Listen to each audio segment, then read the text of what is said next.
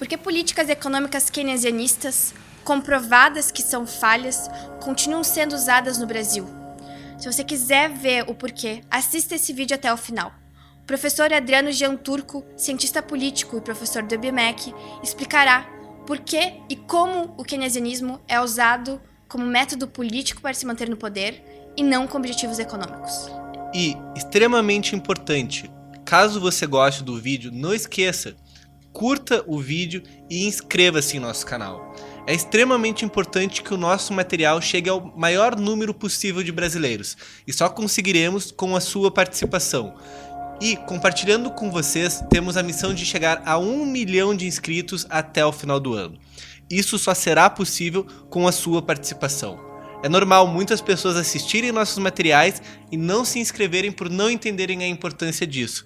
Mas adianto, é importante para você, pois você receberá nossos próximos vídeos e estará 100% atualizado sobre o que estamos produzindo, e é importante para nós, pois assim o nosso canal ganha um alcance maior. Então curta, inscreva-se e nos ajude a chegar a 1 milhão de inscritos até o final do ano. Contamos com você. E caso você queira assistir essa entrevista completa, esse é apenas um trecho, caso você queira o conteúdo todo, faça sua assinatura Brasil Paralelo. Além dessa entrevista, você terá acesso a mais de 300 horas de conteúdo com os maiores especialistas do Brasil. Além disso, você estará financiando o nosso projeto. Esse trecho, as séries que produzimos gratuitamente já impactaram milhões de brasileiros. E nós somos uma empresa. Pagamos imposto, temos que pagar os materiais e não é fácil. Empreender no Brasil não é fácil. A gente não aceita nenhum tipo de incentivo do governo. Não tem Lei Rouanet e nem terá. Acreditamos no apoio de vocês e, fazendo sua assinatura, você desenvolve seu intelecto, você adquire uma expansão de consciência muito maior e ainda participa da transformação cultural que o nosso país tanto precisa. Então, assine, financie o Brasil Paralelo e bom vídeo. Vamos falar de Keynes, do keynesianismo, do ponto de vista político, a política por trás do keynesianismo. Então, é óbvio que é um aspecto, uma questão muito ampla, tem muitas questões econômicas a ser faladas e tudo. Mas existe também uma questão política, ou seja, o ponto é o seguinte, o keynesianismo é economicamente ineficiente, mas é muito politicamente eficiente. É eficiente para um político, porque acredita ou não, a aderir às ideias keynesianas e fazer política keynesiana, por vários motivos. Considere, por exemplo, o famoso efeito multiplicador. Acho genial. O efeito multiplicador seria a ideia segundo a qual um gasto do Estado, um investimento do Estado de 1 bi ponto alguma coisa, 1 bi,3, etc., de 1 bilhão, gera um retorno econômico, um crescimento econômico de 1, alguma coisa, maior do que o próprio investimento. Dito assim, parece fantástico. E também a resposta instintiva é, bom, então por que não? Se eu invisto 1 e gero 1,3, por que não? De uma certa forma, tem seu sentido, tem sua lógica, porque se você pensar, no privado é isso que acontece. Por exemplo, quando você pega um empréstimo num banco, você é empresa, você pega um empréstimo de 1 bi, por exemplo, de 1 milhão, paga juros em cima daquilo, investe na sua empresa. E por quê? Porque você acha que dá, que compensa para ganhar dinheiro, pagar os juros e ainda lucrar. Então, aquele dinheiro investido gera mais do que é literalmente, inicialmente. Paga os juros e ainda sobra lucro. Só que às vezes dá certo, às vezes não dá certo. Às vezes o empréstimo não dá certo. Às vezes as empresas quebram, erram. E como as empresas navegam neste mar que é o livre mercado para entender o que dá certo e o que não dá certo? Qual é o mecanismo? É o livre mercado, é a mão invisível, onde as empresas que dão errado fracassam, as empresas que dão certo têm sucesso, ganham mais, logo vai continuar assim. As pessoas que mais têm sucesso, que investem melhor gradualmente num processo de tentativas e erros são escolhidas e têm sempre mais sucesso, e os outros emulam os casos de sucesso e evitam os casos de fracasso. Agora, este processo de concorrência, emulação, tentativas e erros, simplesmente não existe na política, no Estado. Logo, quando o Estado toma um dinheiro, 1 bilhão, e investe e tenta gerar o mesmo efeito que existe no mercado, ele simplesmente não sabe como, não tem como fazer isso, porque não tem sinalização de mercados, preços, concorrência, concorrentes, emulação, não sabe o que fazer ou o que não fazer. É uma decisão de cima para baixo, ex ante, e não embutidas durante o processo por tentativas e erros, etc., sem o sistema de incentivos típicos do mercado. Então, basicamente, afinal, a ideia de multiplicador, de efeito multiplicador é a ideia segundo a qual um burocrata em Brasília sabe gastar meu dinheiro melhor do que eu e gera mais riqueza do que eu geraria. É nisso que afinal se reduz a ideia do multiplicador, do efeito multiplicador. Quando você tira a maquiagem, esta roupagem linda destes termos pseudo-acadêmicos de alto nível e mostra qual é a realidade, que é um burocrata vai gastar meu dinheiro para mim e isso geraria mais crescimento, você está fazendo uma obra de descrição, de realismo, uma obra de bem e explicando realmente como funcionam as coisas. Ainda, keynesianismo.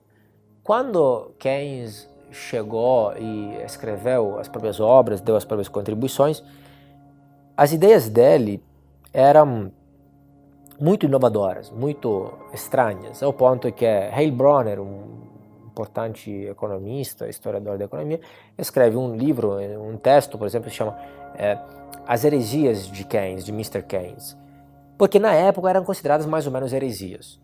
Ou seja, na época era normal, a praxe era manter o orçamento balanceado, fazer o que hoje é chamado de austeridade. Só que isso não era uma política econômica de tipo liberal, dos liberais. Era o normal. Assim como se tenta administrar uma casa, uma família, uma empresa dessa forma, sem dívida, sem inadimplência, se tentava administrar o Estado também da mesma forma. Não tinha quem concordava e quem discordava, basicamente. Não era uma política pública de um lado do outro, uma bandeira de um lado do outro. Era mainstream e era a praxe. Keynes chega e fala, não, nós temos que fazer deficit spending, dívida pública, pelo menos para ajudar a Europa na sua recuperação pós-guerra e pelo menos depois das crises de forma geral. Isso na época soou como uma loucura, como justamente é. E no começo era uma ideia minoritária, porque a ideia era, não, você quebra o Estado desta forma, você faz déficit, dívida, inadimplência, assim como a empresa e tudo, isso aqui não vai dar certo. A argumentação de Keynes é que com efeito multiplicador você se endivida, gasta, gera mais riqueza, logo você pode pagar a dívida que você contraiu. Pena que pouquíssimas vezes eu vi governos pagar dívidas. Na maioria das vezes acontece exatamente o contrário. Só se contrai, só aumenta exponencialmente. Buchanan tem um livro importantíssimo que se chama Democracias em Déficit, mostrando como a constante da nossa época é que as democracias têm déficit, dívida e está aumentando sempre mais. E não há projeção, expectativa de queda, de ajuste disso. Pelo contrário. Então, por que essas ideias ganharam? Essas ideias não ganharam porque são tecnicamente melhores que as outras, porque economicamente geraram mais riqueza que as outras, etc. Mas porque politicamente pagam, porque compensam do ponto de vista político. É muito simples. Você tem dois economistas. Um economista liberal, na época Einaudi, ou Hayek, Mises, Friedman, etc. E um economista Keynes ou um keynesiano. Um te fala, olha, você tem que fazer pouca coisa, tem que intervir pouco, quase nada, ou nada mesmo, só pare de atrapalhar, né?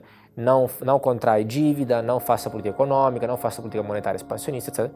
E outro fala que você pode e tem que fazer um monte de coisas. Que seu papel é importante, você amplia suas esferas de poder. Obviamente, o incentivo do político é ir na direção da política keynesiana. É por isso que essas ideias ganharam. Só exclusivamente porque são politicamente eficientes, porque compensam politicamente. E ponto. Gostou do vídeo? Antes de fechar, se inscreva no canal e participe da missão 1 milhão de inscritos até o final do ano. Caso a gente atinja essa meta, estaremos sorteando 100 assinaturas do Brasil Paralelo e os posters da série do Congresso. E caso tenha gostado do trecho, não deixe de fazer sua assinatura anual. Você terá acesso a essa entrevista completa e a todo o acervo do Brasil Paralelo. Além de expandir a sua consciência e aprender diretamente com os nossos professores, você estará financiando o nosso projeto. Somos uma empresa e vivemos e dependemos da venda de assinaturas. Sem isso, não é possível produzir as séries gratuitas. Então, se você gosta do nosso conteúdo e quer participar do Brasil Paralelo de maneira ativa, adquira sua assinatura, seja membro e tenha acesso ao núcleo de formação com aulas a vivo. Contamos com seu apoio. Obrigada.